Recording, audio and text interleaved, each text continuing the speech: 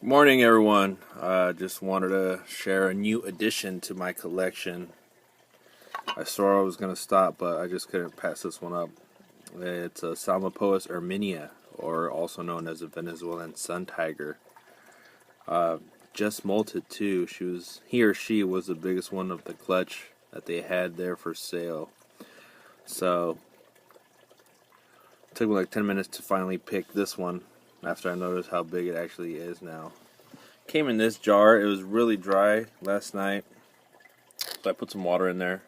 But there's a bunch. I think there's 2 molts in here from it molting, and there's a bunch of food remains. So I'm just gonna rehouse it at this point into this thing that I had my versicolor in.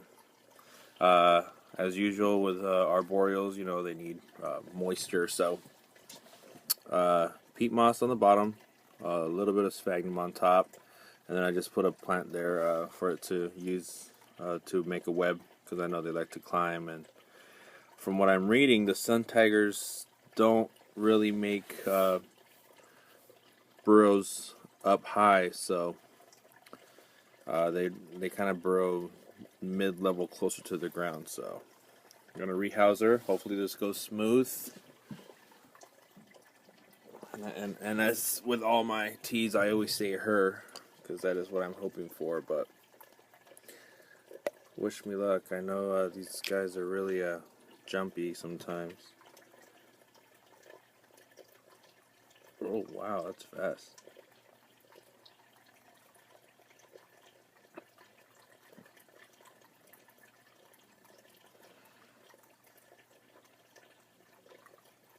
It's a lot bigger than I thought it was going to be. Come on.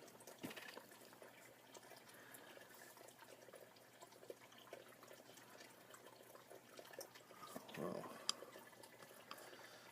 Yeah, this is going to be tricky. Now it went all the way to the bottom. I'm going to have to grab some of this stuff out.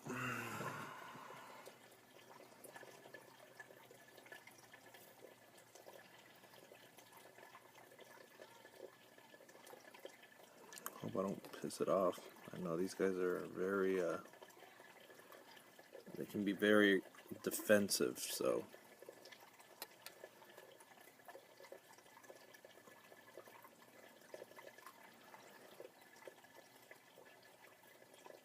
Here's a molt. And here's another molt.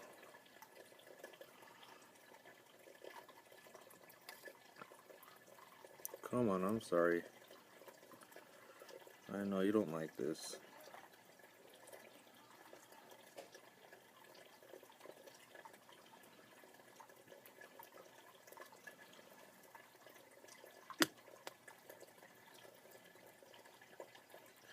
Probably doing this the absolute wrong way to do it.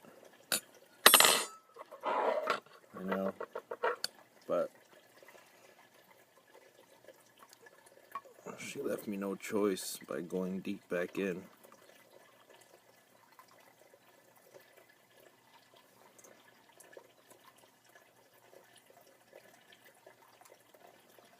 There we go. Beautiful. And she's going back up. Let's put this top on first.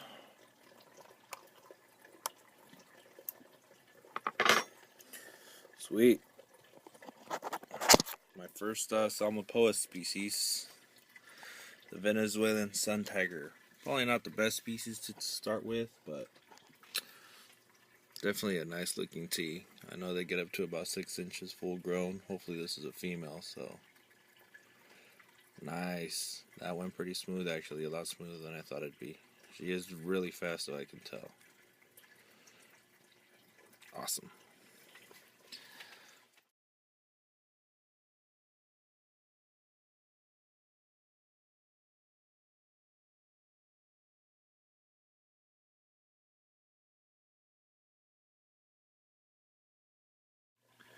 And now just for a quick update video, I just want to let you guys know what's going on with the rest of my girls.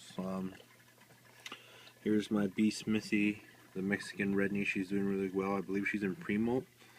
She's eating mealworms now, and she's actually hasn't eaten for a couple weeks, and she's just been chilling out.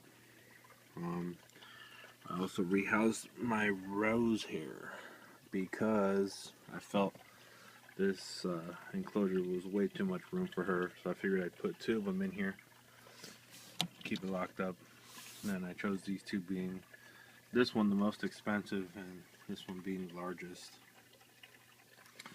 So those are two of my girls there. Next we have the monster of my collection, my beautiful cobalt blue, whom is still not digging a burrow, but she seems pretty happy just in this enclosure. That's a real plant I have there. My plan was to put her in something like this that didn't require too much floor space, but more deep substrate, thinking she digs and she likes to burrow. But what she's done actually is just webbed the entire floor of this tank that I've made for her, and seems to be pretty happy like that. So that's her. She's pretty big now.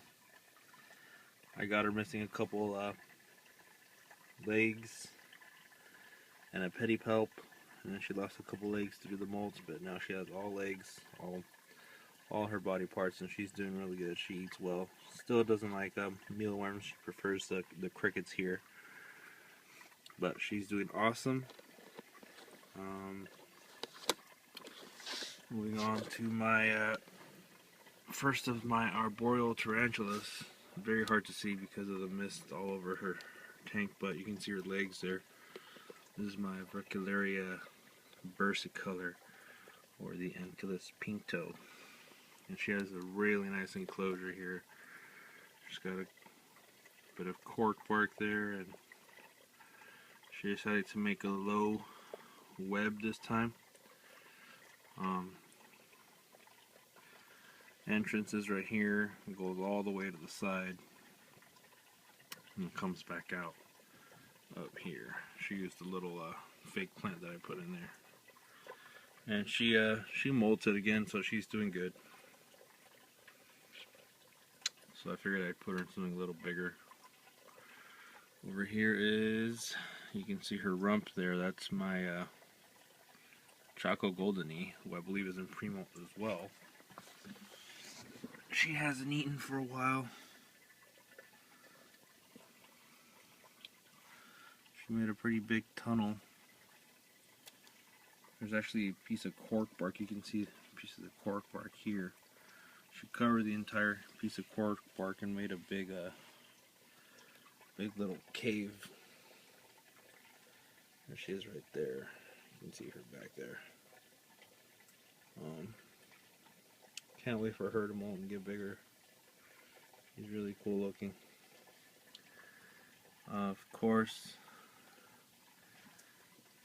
most common, sometimes also known as simple, but my favorite of my terrestrials, my Brachypelma albopilosum, my Honduras curly hair. She is just such a joy to have. Eats well, molts well, digs well. She's pretty active. I put her in something a little bigger since she's growing really fast.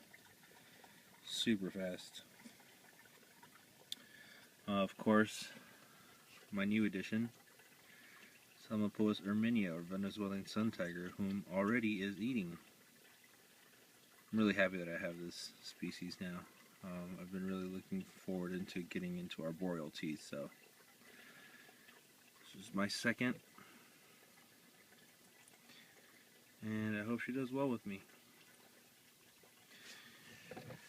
As part of my updates, I'll also show you my growth chart here for all 7 of my teas.